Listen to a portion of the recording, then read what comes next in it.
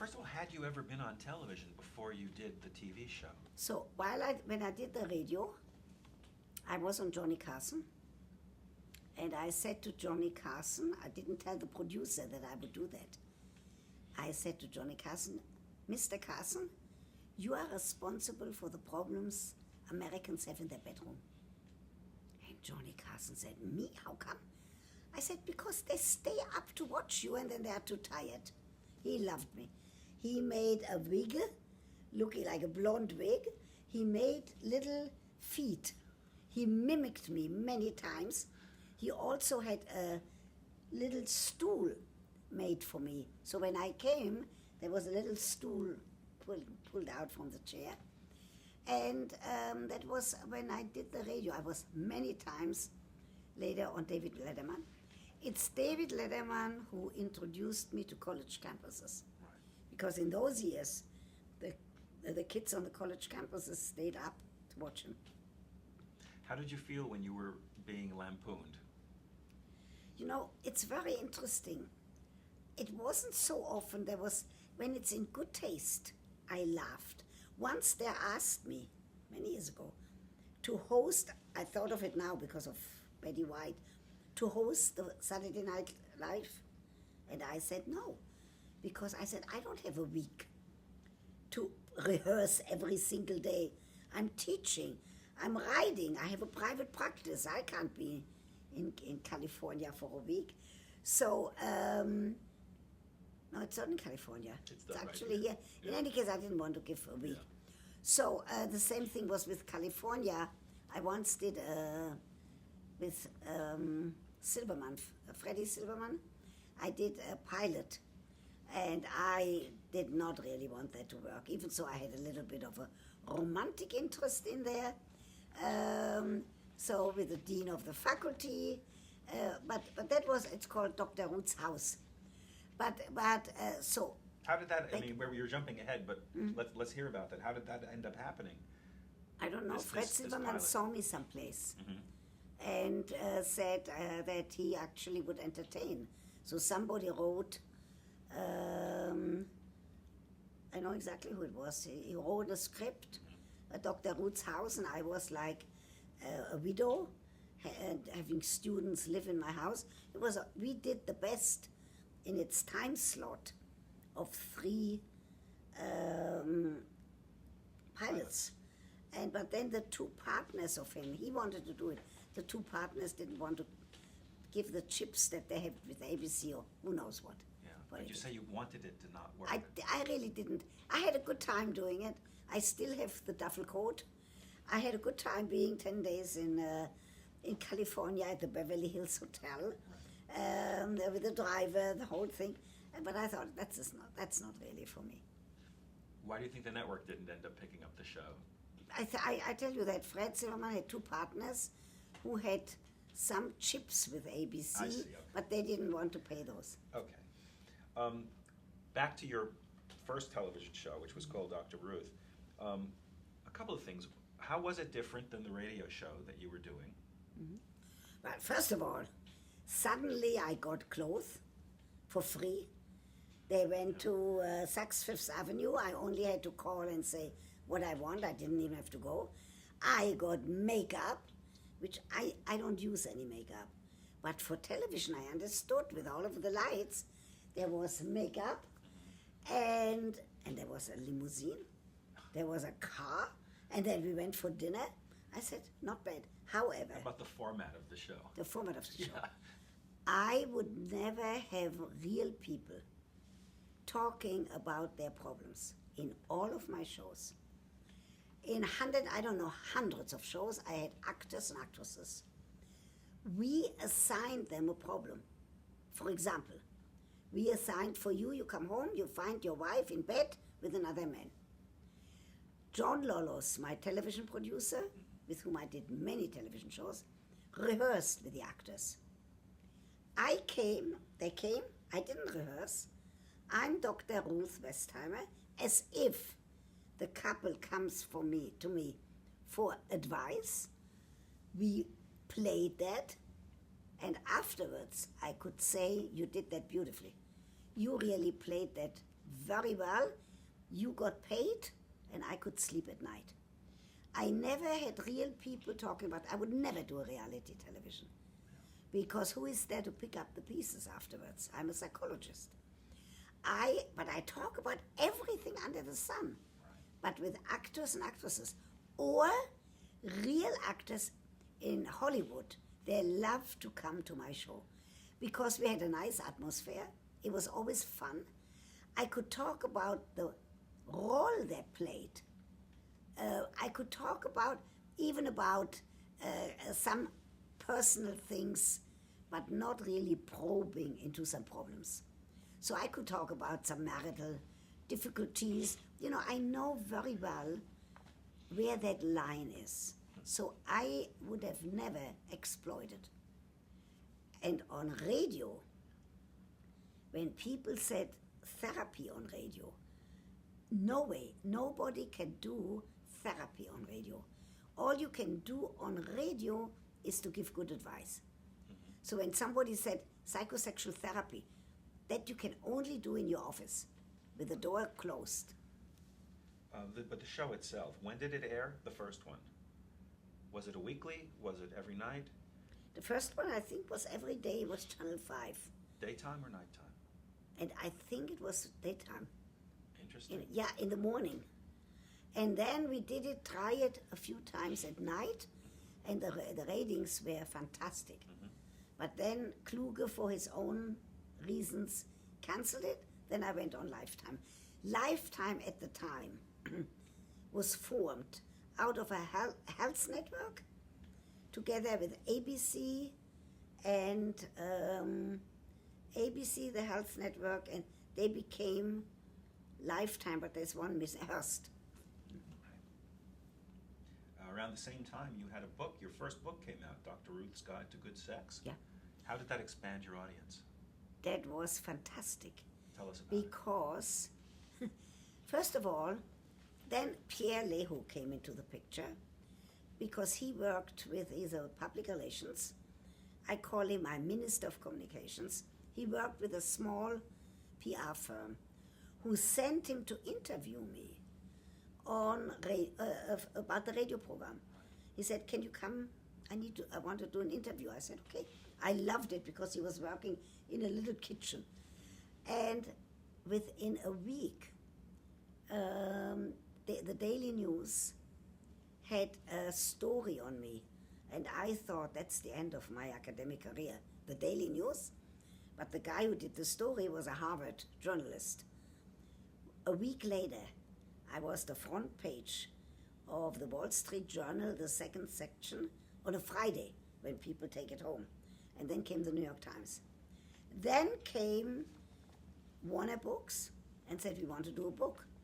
I go there, I see 20 men. The publisher and the business people and the PR people and the marketing people. I said, "Whoops, that's very interesting." And I like the editor, Bernie Shercliffe, very much. I did a few books with him. So I thought, let's do that. I'll talk, somebody else will do the writing. I still am not computer literate, but I know how to talk.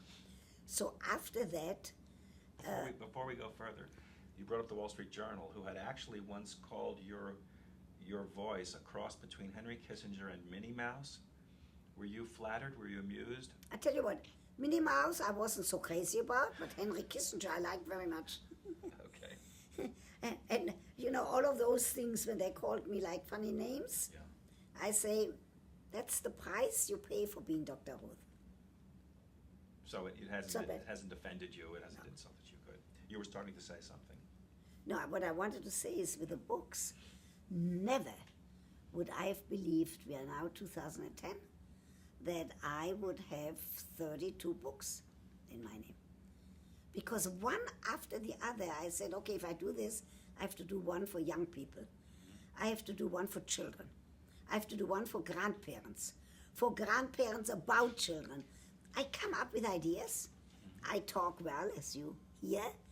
And Pierre puts it on the computer. It comes back to me on pages.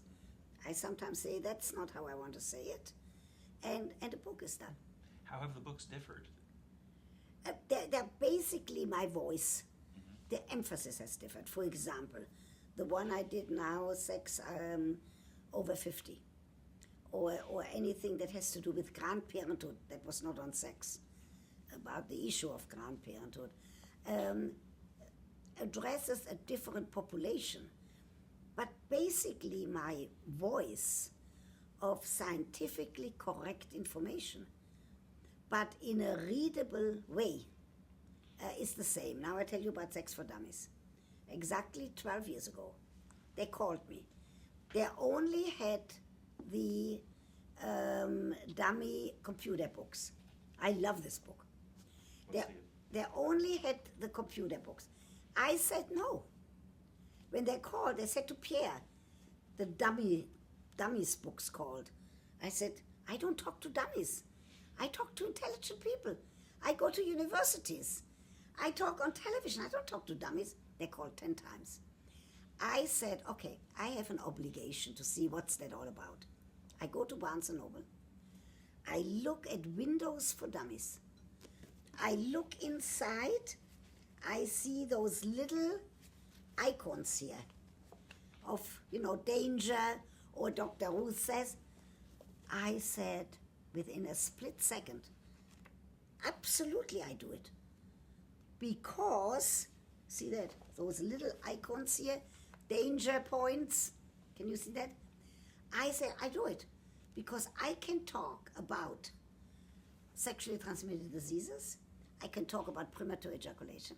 I can talk about the difficulties obtaining and maintaining an erection in small paragraphs, because then people don't have to read the whole book. So I called the guy, John Kilgallen. I said, I'll do it, but I'm very expensive. See, I don't have an agent, and I don't have a manager. I have Pierre, my Minister of Communications. When somebody calls about anything, I say, call Pierre. That's how he makes his living.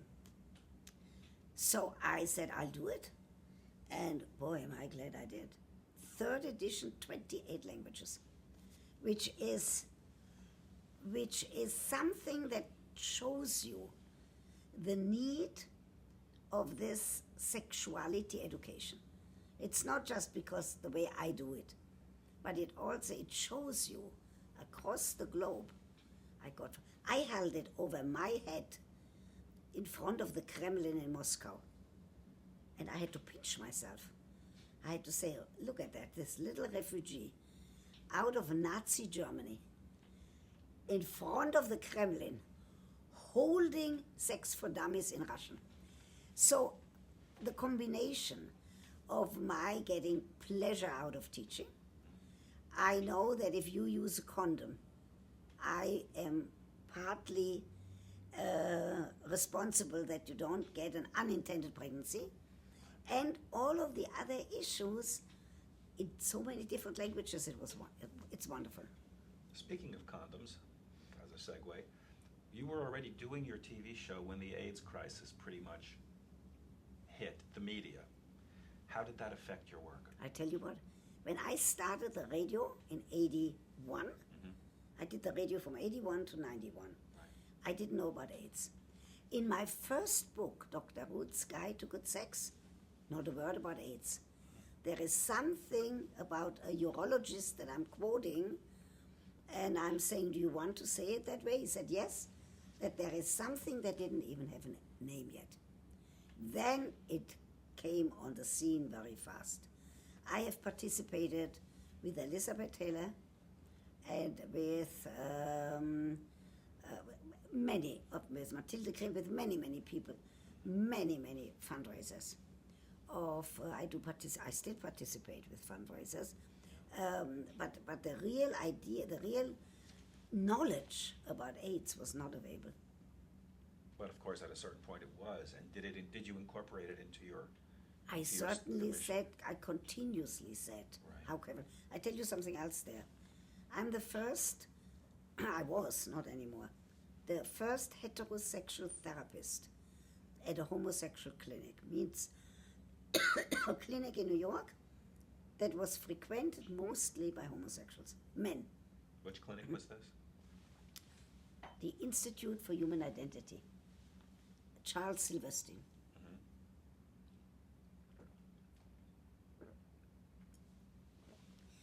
I did that, I volunteered because I wanted to get more clinical experience, and also because of I did not know enough about homosexuality. And I also did a couple of years participate voluntarily at a Catholic counseling service. The pre-Cana counseling is what Catholics do before marriage, and I participated in that with a priest and economist. He talked about religion, the economist about money, and I talked about sex. After marriage, of course. Right. What I was going to ask you, was there any difficulty in dealing with the Catholic organization? No, because they invited me. Okay. And has anyone ever contradicted your teachings? No, because I am somebody who is very willing to say, I don't know, but I'm going to find out. So I have had no real catastrophe or real thing where I would have said something wrong, except in one book, one librarian, in a book about contraceptive for teenagers. It's called First Love. She called and she said, she loves my book, she can't put it on the shelf. I said, why? She said, there's a mistake. Page 27. See, I remember. Page 27, it talked about the rhythm method, and it said safe where it's supposed to be said unsafe. Luckily, the next sentence says it's difficult. It's a difficult method of contraception. You must talk to an expert. The Warner Books withdrew the book. The book had come out in a white cover. They now put it out, corrected, in a red cover. And Time magazine said that that's because I'm blushing because of the mistake. I invited that librarian, she passed away since, for lunch.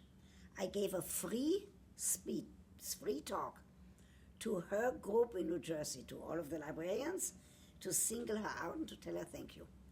So I'm somebody who would very often say, I don't know, but I'm going to find out. Okay. I'll call a doctor, I'll find out. Or I would say, I made a mistake if I made a mistake. Your show on Lifetime, Good Sex with Dr. Ruth Westheimer, would you say that it was a groundbreaking show on television? I think so. And if so, why? I would say it was groundbreaking because it spoke explicitly about sex. Right. Don't forget, that was much before Sex and the City. That was when people still were a little reluctant, when there were still the attitude of not showing, the Victorian Puritan attitude of not showing two people in bed, except one has to have her foot on the floor. So I think in terms of the explicitness, it was groundbreaking. But the reason I was able to do that is because I was very well trained.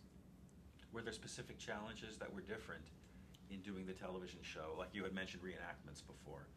Were there specific challenges that you found that you encountered along the way that maybe you hadn't expected in doing the television show? No, because I had made it so clear and I was so fortunate. I chose John Lawless. I had a couple of producers to choose from. He comes from the theater world, so he knew how to work with actors and actresses. He knew that the important thing for me is to be truthful.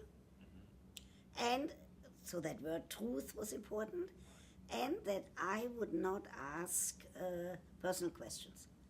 So the combination of having somebody who was able to rehearse with actors and actresses and to respect it, what I needed in order to do my work to show what a sex therapist does, that was perfect. Did the network ever tell you there was anything that was taboo? No, but you know what's interesting? What? The radio and the television, they're the suits, as we called them, right? Mm-hmm. The people in the suit, the administration, very often they were sitting there. And then afterwards, in the break or something, I could see how they were having a good time. So I never had, ever, somebody saying you can't talk about abortion, or you can't talk about erection, or you can't talk about anything that I talk about, because I made it so clear that part of my professional obligation is to be explicit.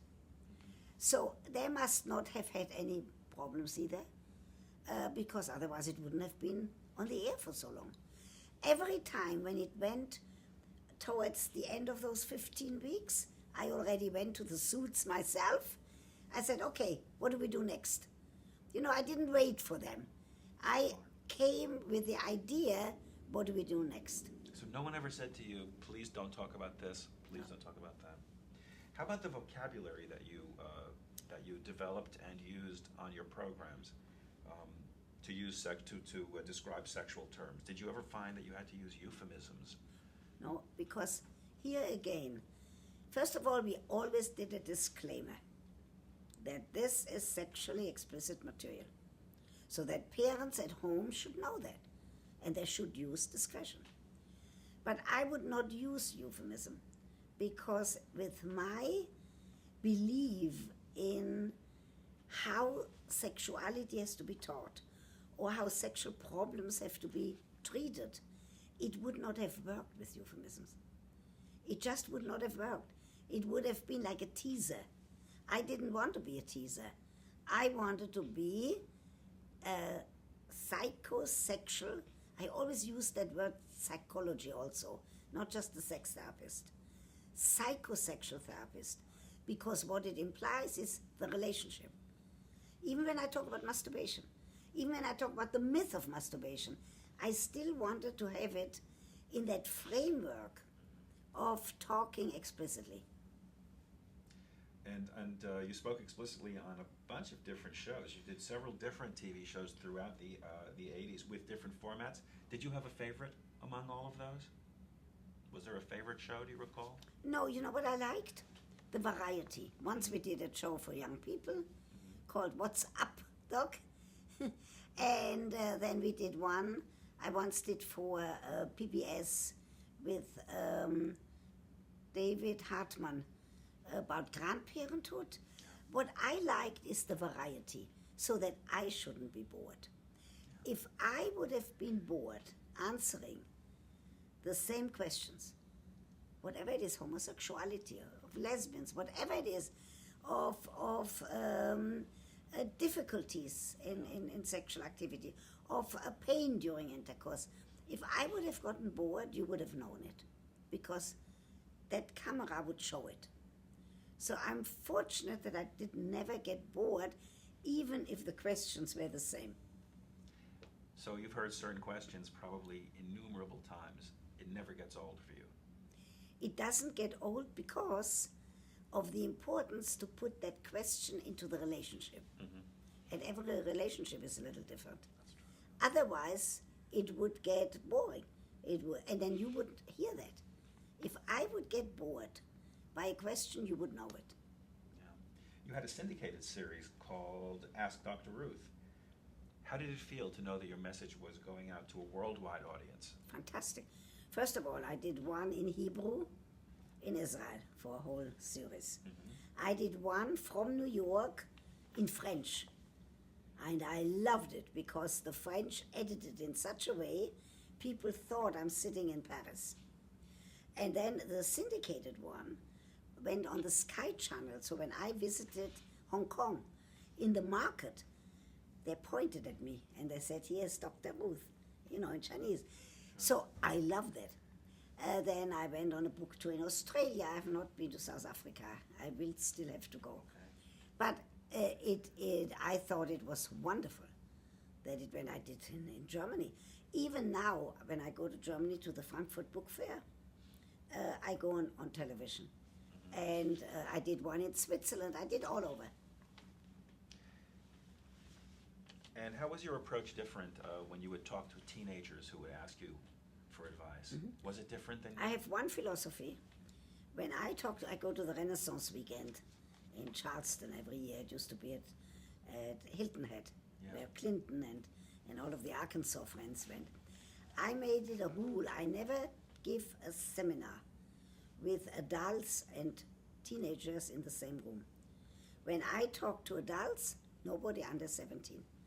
When I talk to the 13 to 17-year-olds, no adults. I did get some criticism from some people.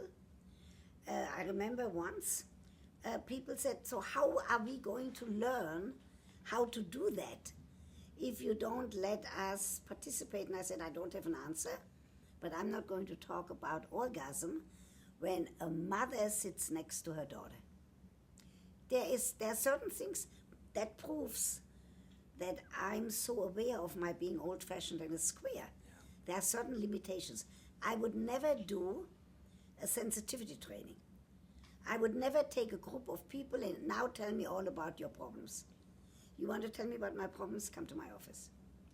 When you would speak to teenage groups as opposed to adults, would you be telling them things that you would not say to adults, or was it just a sensitivity issue? Just a sensitivity issue. So this information is the same? Information is the same. I would talk about the same information of masturbation, of the myth about masturbation, of nocturnal emission, right, of girls having to know, and boys too, about menstruation. The information would be the same, but I don't want that to be together. For example, to parents, I would say, careful not to walk around naked at home because it is sexually arousing. To teenagers, I would also say the same. I said, I'm not saying that if you open the door and your father takes a shower to make a big to-do over it. Close that door, but I believe in privacy. I believe in there are certain things to safeguard so that I don't hear more about sexual harassment or that I don't hear more about rape. And so, but I would talk the same, but I would talk separately. Right. When you did your international, when you did your syndicated show, were you ever censored internationally? Never. Never. Now, after a while, it ran its course. For example, the program in Switzerland that we did some sessions, I don't remember, 15 or so, was too Americanized. And I realized that will never go in Switzerland. So we did some, it was fun, and we left it. How was it too Americanized? Because it was just too open. And that was not the right flavor for the Swiss, and I know the Swiss very well. I lived there for 6 years, and I go every year. So then I did some in Israel, in Hebrew. Also, some things just run their course. And that's okay with me. That's why I do documentaries. Because I don't want to do something again if it's of no burning interest to you. Yeah. Before we move on, what have you learned in terms of who are the most sexually open societies? Is it America? Is it someplace else? I would not say it's America, and I don't think you can really compare. Yeah. You have to be very aware of the different cultures. And you have to know about the different cultures. For example, in the Victorian times, a woman who wanted a man to pay attention to her dropped a handkerchief. Sometimes the wrong man picked it up. Sometimes, that was very sad, the handkerchief remained on the floor. So you have to know how to put certain things into certain cultures. I would never say that Europeans have better sex than Americans. I would never say that the French are the best lovers. I would say be aware of with which culture you speak and give the good information. But are there certain societies who are more comfortable speaking about such things? Yeah, maybe the first ones were really the Swedish people. I learned a great deal from Swedish sex educators when they came, and from films. There were some films that were so specific, that was even before Masters and Johnson, that were so clear about the anatomy. And so I would say if I have to single out a country, it would have been Sweden. Okay. On your TV show, you're on the air with Dr. Ruth, you had guests. Did you have celebrities on there? Who did you have on the show? I had a lot of celebrities. For example, I have a film, I have a tape of the last appearance of Gloria Swanson. I know that I did ask her why is she always wearing a hat. And, things like this of making conversation. I remember her answer. This way she doesn't have to have her hair done. So I had a lot of, what's his name with a mustache? And I have a big picture of, What walk of life? Mark Groucho Marx? no, a famous, stop for one moment. 3, 2. I had a lot of celebrities. But who was the celebrity? The most important that I can think of was Burt Reynolds. Now what they did, the producers, behind my back, they sent him flowers in my name. I thought, you must be crazy. I'm European, I don't send flowers to a man. But he came. I had, stop one more time. Perlman. Give me a second. I had Yitzhak Perlman on my little television show. They didn't get paid for it. He had told the producer that he likes doo-hop, what's it called? That he likes the group of men who sing Doo-wop. doo-wop. Guess what they did? They had them come in. Yeah. So he was conducting and singing with them. We had a great time.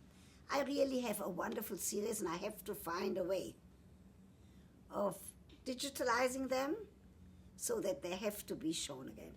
I'm sure that's easy to do. Okay, Baba, stop the taping here.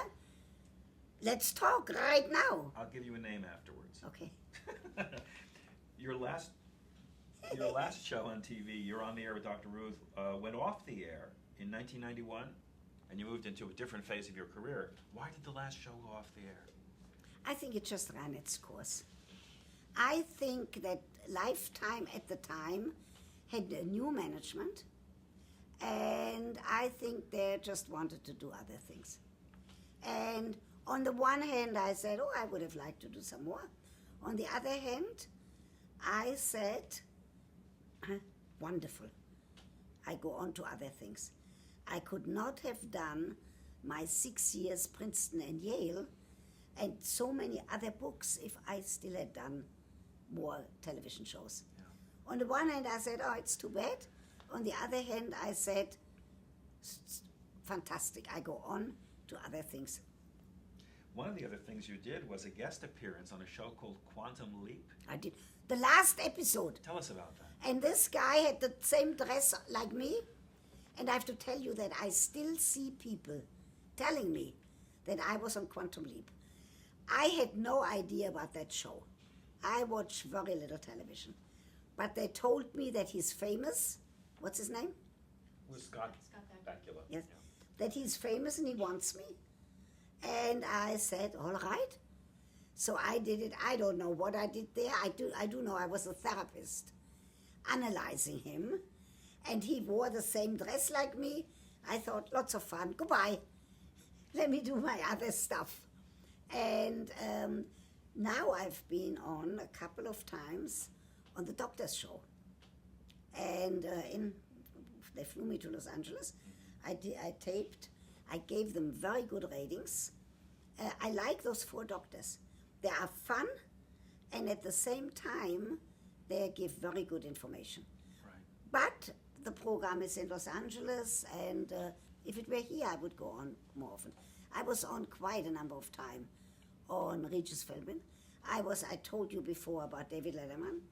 I was on Arsenio Hall, and I was very happy because he gave Black and Puerto Ricans the first chance to be on the show.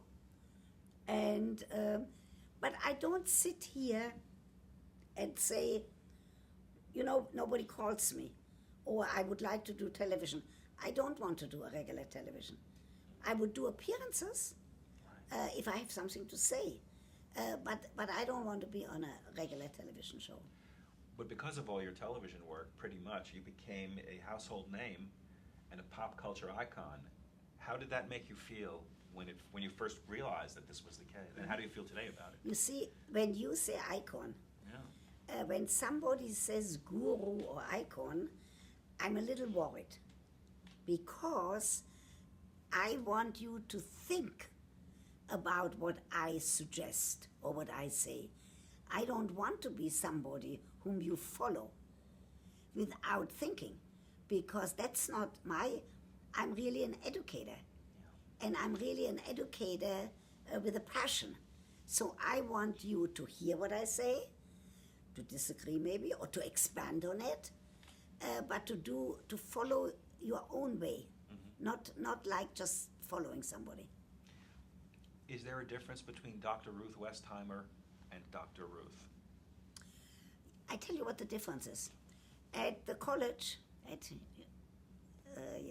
Princeton and Yale, when I talk about family issues, when I talk about American family or the Jewish family, I don't talk about sex. However, every 2 or 3 weeks we take some 20 minutes at the end and I let them ask all the questions about sex.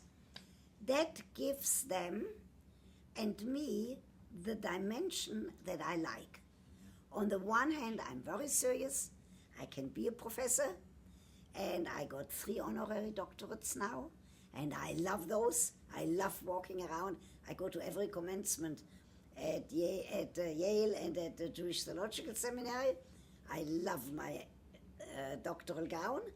I love to amortize it because how do you do that? Yeah. it was very expensive because I had one made for me, my measurements. Because when I got my doctorate, I had no money. And the doctoral gown was much too big and much too long. When I got my first honorary doctorate, I ordered one, and I also ordered one for my son, who is a professor. And so now I have to amortize it because they are very expensive. So so I like that combination of my being fun, of my going to events. I'm out now every night. I go to a lot of fundraisers. I get auctioned off. The other day, a guy from Dubai, an Arab, and everybody knows how Jewish I am, and that I go to Israel every year.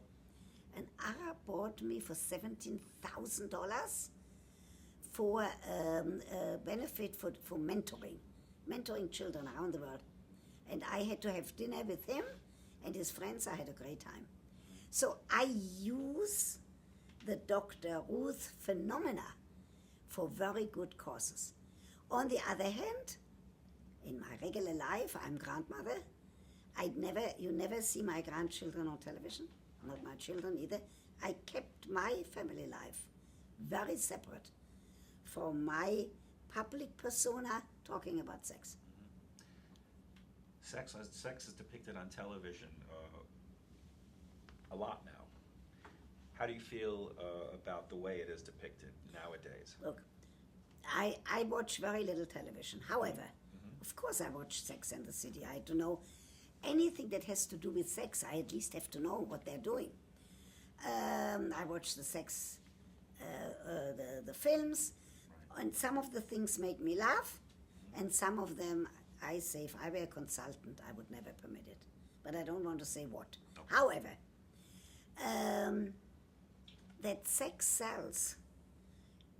I am all for that if it's being used to talk about contraception, about good relationships, about the importance of being satisfied, and about what to do in later age if there's no partner. So I'm all for that. Some of the things that are happening there are not in good taste. And but then I always see the good. I say at least they're talking about sex. Would you say those topics are the essence of your message? Or what, if not, what is the essence of your message? The essence is really to be sexually literate. Okay. I don't know if I'm the first one. They say I was the first one to coin that term. I'm not sure. But I certainly use it a lot. That you have an obligation to be sexually literate, to know all there is to be taught about. Whatever you use later, you have to tailor it to your needs. Has anyone ever embarrassed Dr. Ruth? Yes, if I talk like nonsense about bestiality, that's the only thing that I can think about that I said to that I did say on radio. I said I'm not a veterinarian. Next question.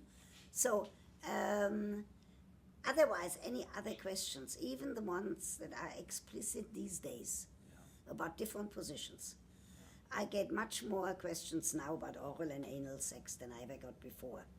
But that goes with the territory, and I'm not, the contrary, I use it. I tell women never, ever to engage in anal sex and then vaginal sex because of infections. But I don't fall to pieces when they talk about that. Right. Was there ever criticism of the material you're presenting? Were there ever protests? There was one protest once, someplace in the Midwest, by a politician who wanted to be on television and who wanted to do, what is that called, a civil arrest? It's called a citizen arrest. Citizen's arrest. And I did not like that. I first wanted to know from the sheriff. He was sitting in the front row. They knew him. And I wanted to know, does he have a weapon? And they said no. And I said, that part I didn't like because I'm an immigrant to this country. I come out of Nazi Germany. I didn't like. He came to do a citizen arrest because I talked about homosexuality on state property at a state university. And I have to tell you that the police who protected me, the sheriff, he came to the motel where I stayed, and there were 2 rooms, one upstairs and one downstairs. He said to me, "Do you want me to stay overnight?" I said, "Yes." I called his wife. I said, "I'm keeping him overnight, but I promise you tomorrow morning he'll take me to the airport and he comes home." So just to see, there are certain things where I would be careful, but I was fortunate, no demonstrations. It seems that in this country there's been more of a turn to the religious right. Does the Puritan attitude rankle you? Does it upset you? I say, instead of wasting my time to respond, I don't go on television with any of those. Right. I just keep on teaching and hoping that my message goes through. Okay. And you have made quite a splash on the internet. How has that affected your getting your message out? First of all, I now have over 1,000 people on Twitter. Yeah. Mm-hmm. And I do have a website, and I hope more to come. As long as I only have to talk and somebody else does the computer stuff, right, it's fine with me. Also, it has some serious issues. Young people today are not going to listen to an hour about sexuality. However, they are willing to listen. The attention span is much smaller, lower, and they are willing to listen to what I have to say with small segments. So that's what we do. Yeah. What do you tweet? Tweet. What kinds of things where I do you... go and what I do. Okay. And it's nice because I pick up more and more people lately. Over 1,000. That's pretty nice. And what would you say if you could articulate it? What would you say is the legacy of Dr. Ruth? I think, and on a serious note, absolutely. First of all, I want everybody to watch the documentaries, which you haven't asked me yet. Talk about. We will.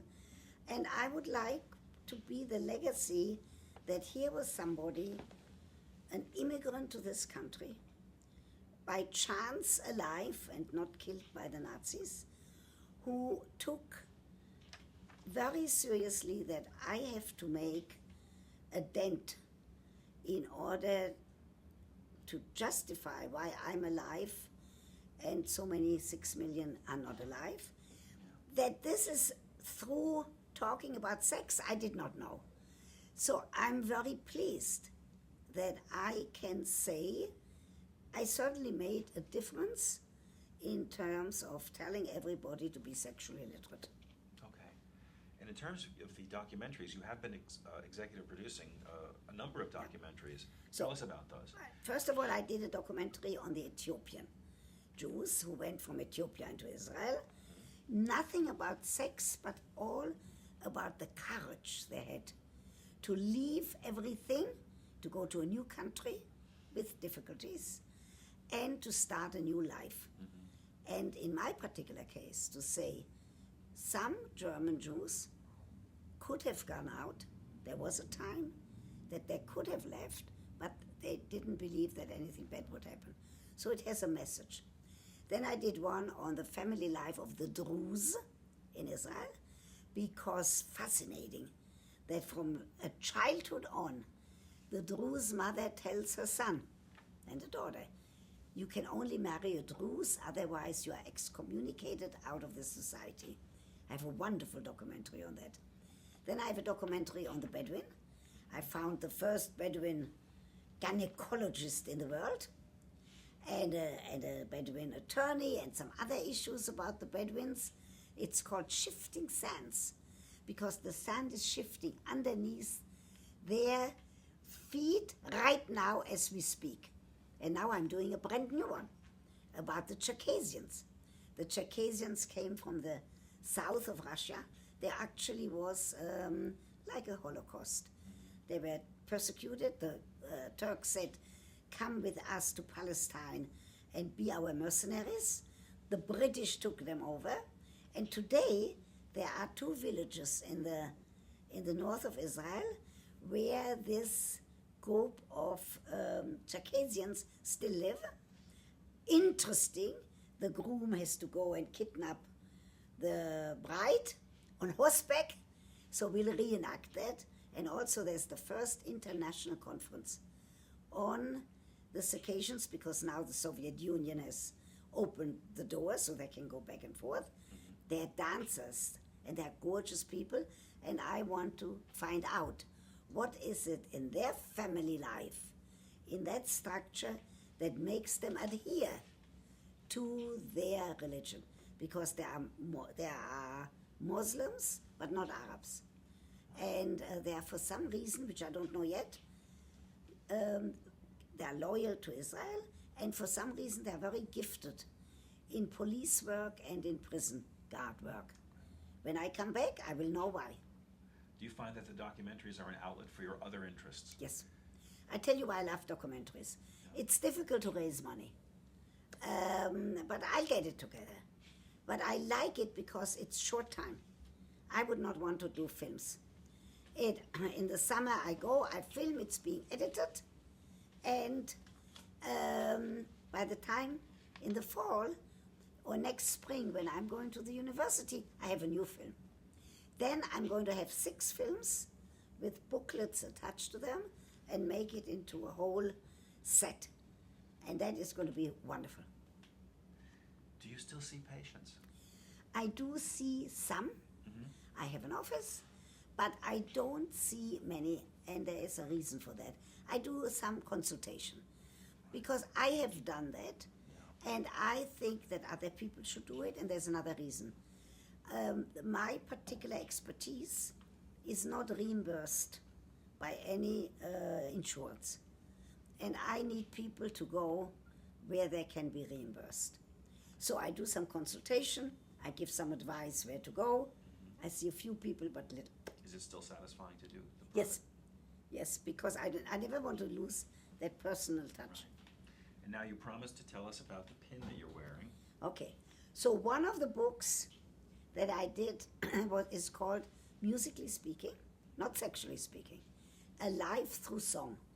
And it's an autobiography of how music has helped me throughout my life.